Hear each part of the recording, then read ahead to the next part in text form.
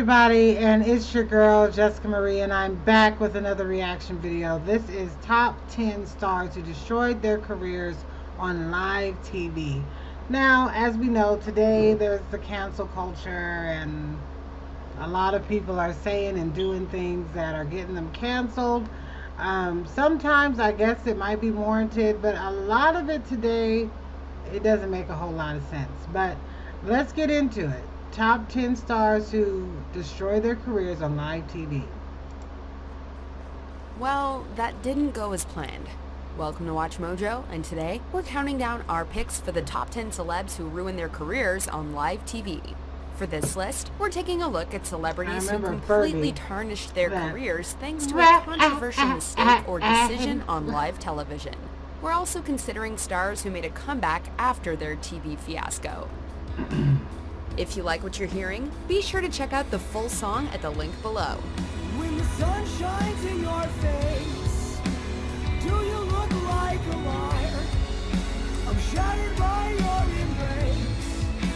Every single time you took my worried mind. That was too much music. Well, I can see why you're... Jeez, come on, let's get to the video. I don't want to hear their song. Number 10, Janet Jackson. This is arguably the biggest career-ending controversy in live TV history. You all know the story. Jackson and Justin Timberlake were performing at Super Bowl 38 when Justin ripped away her costume and revealed her breast. This was certainly not Jackson's fault, but everyone acted like it was. There could have been ways that I could have gone about it, handled it better. Hollywood all but disowned her and pretended that she never existed, and her subsequent album and singles were blacklisted from radio.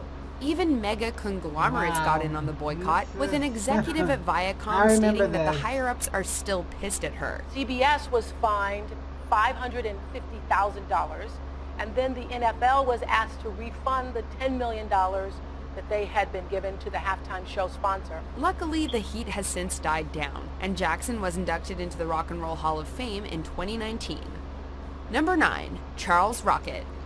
That was really messed up because I feel like in that situation, somehow Justin Timberlake walked away unscathed, but Janet got all of this heat when he's the one who ripped it off.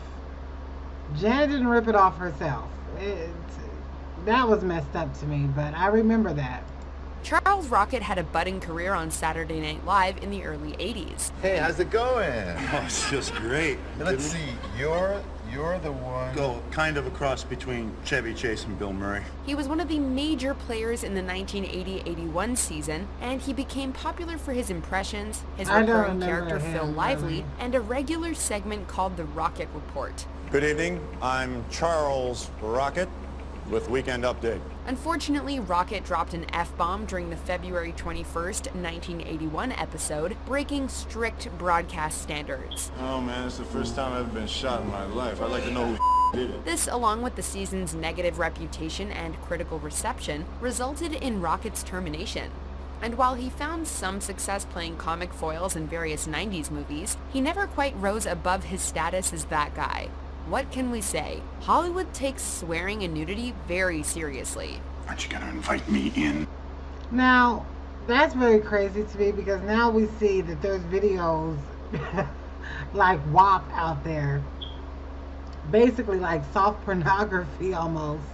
And this guy got in trouble for saying the F word in an adult comedy skit. You see how hypocritical entertainment and Hollywood can be? They pick and choose who they want to kick out and who they want to have a problem with. They really do.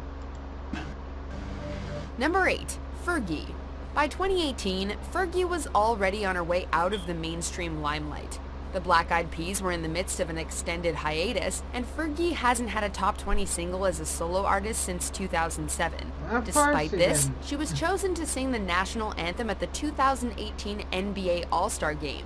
Unfortunately, her performance was a little shaky and inappropriately sensual, and many people in attendance could barely contain their laughter. Gave proof through the night that our flag was still there. Naturally, it also made the rounds online, and Fergie became a viral national laughingstock. It served as the final nail in Fergie's coffin, and she hasn't been heard from since. Number 7, Paula. That was a terrible performance. I don't know who arranged that version of, wasn't that the Star Spangled Banner? I don't know who arranged that version of it and rehearsed it with her and said, oh, that sounds great. Like, no. And she doesn't have a terrible voice. I mean, she has a decent voice. She could have sung that in so many different ways. That was terrible. It was. And it was very hilarious.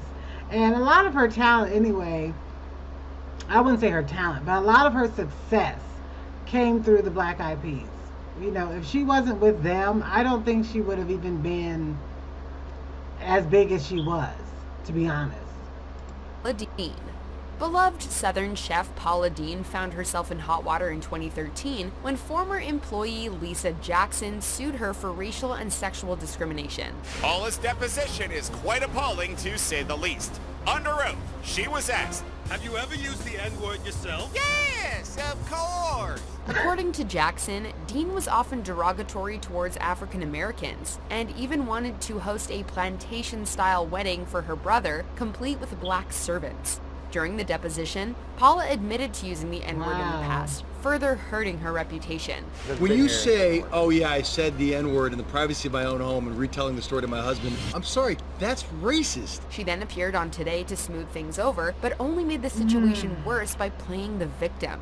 If you're out there, please pick up that stone and throw it so hard in my head that it kills me. When the whole ordeal was said and done, Paula's best dishes had been canceled, and Dean had lost numerous lucrative partnerships, as all the major corporations had severed their ties. So are you here to express what you just said, or are you here to stop the financial bleeding?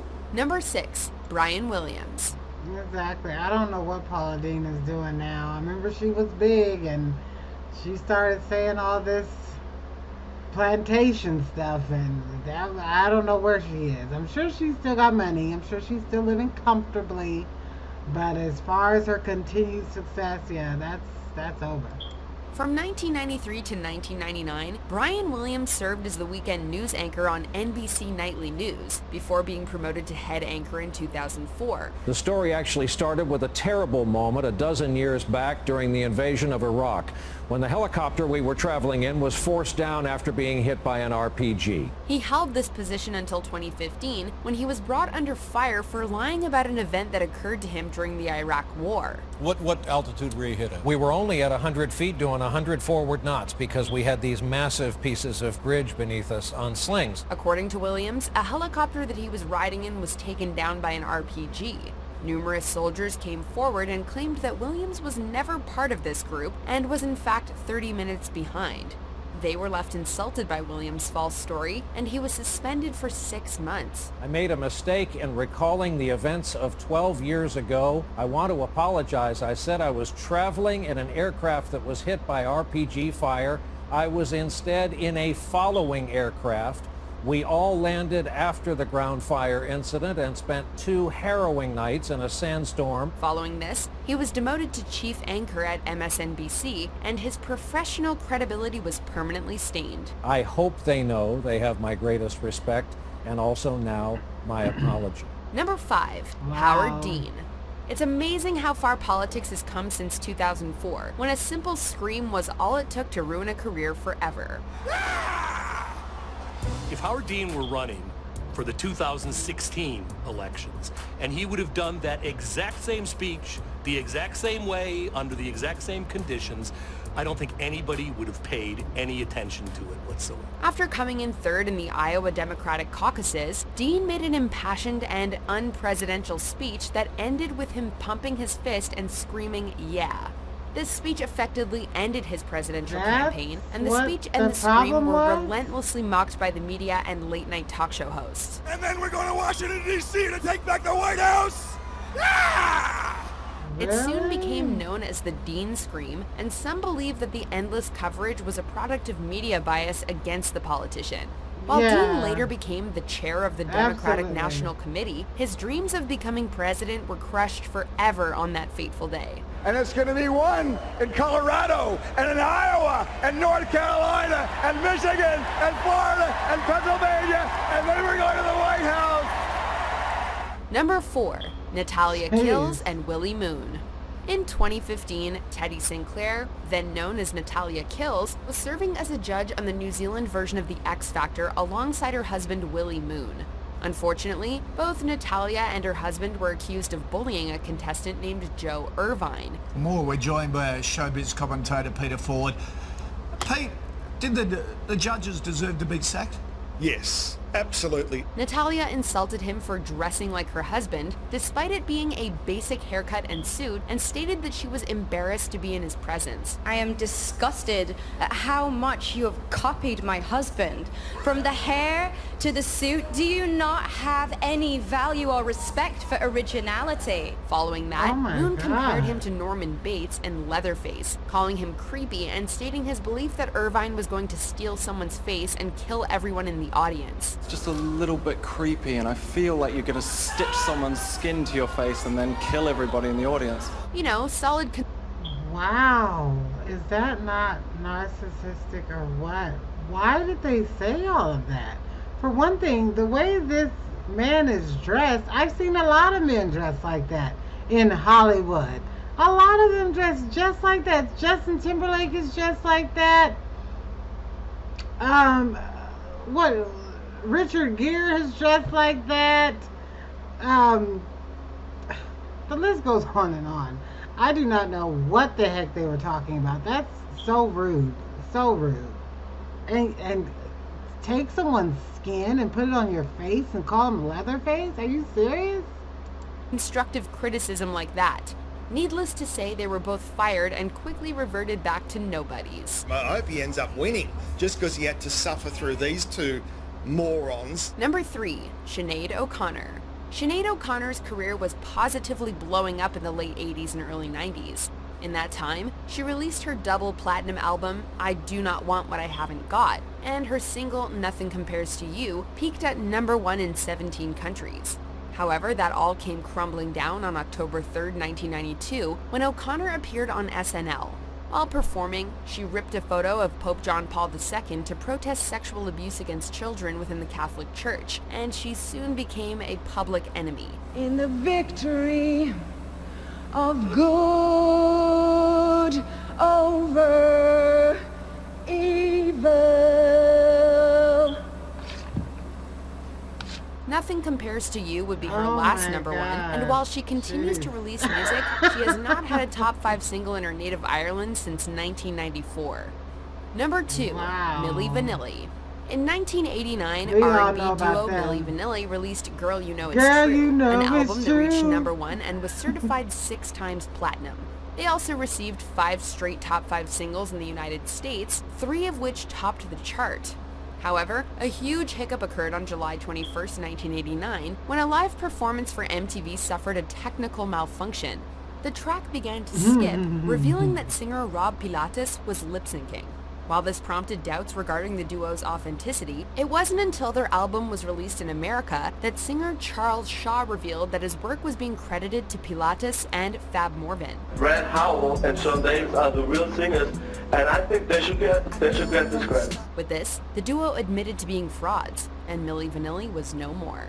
We signed a recording contract which we thought was, to be singing on the record. Yeah, but he had a bad reputation for it. He had a bad reputation for money. You didn't know it? No. I was 18 years old, coming from France. I signed a recording contract that was in German. They knew they wasn't singing. How do you not know you're not singing something? They knew that. They probably didn't think they would be exposed. Ashley Simpson. Oh, and here we have what is arguably the biggest gaffe in live television history. And unlike with Ms. Jackson, this one's all on you, Ashley. While performing on SNL in 2004, Ashley accidentally revealed that she was lip-syncing when the vocals to Pieces of Me began to play in place of those from Autobiography. On a Monday, Not knowing what to do, Ashley awkwardly danced off stage and later blamed the band for playing the wrong song. So not only was she lip-syncing on SNL, which in itself is a big no-no, she proceeded to throw her band under the bus. Except no one bought this, and Ashley's career was left in tatters. There's so many other things when it comes to doing your album. There's writing, there's recording, there's marketing, there's styling, there's all these photo shoots. It's such an exciting time in my life. I can't wait to see what happens next. And that, dear viewers, is why you never lip-sync. Do you agree with our pick? Well, I remember that when Ashley Simpson did that. And I think she actually can sing. I don't know. I don't know if I ever remember her doing anything live. But I know her sister can sing. I love Jessica Simpson. Yeah, that was really sad when that happened. I'm like, she should have just played it off and just went with it. Or she should have said, cut off the music and I'm going to sing. You know, if you know you can sing, then just do it. So I don't know what was going on there. But as far as that politician getting destroyed because he said, I'm like, that's crazy. Some of these were crazy. Some of these were warranted. Yeah, I will say a lot of what these celebrities got kicked off of being a celebrity for and got banned, a lot of it today, it would have passed. They would not have been in trouble. But, you know, different time period, different morals, different mindsets, and that's just what you got to deal with. So let me know what you guys thought of this video. Please like, comment, and subscribe. And like always, stay safe, stay blessed, and I'll see you in the next video. All right, y'all. Bye.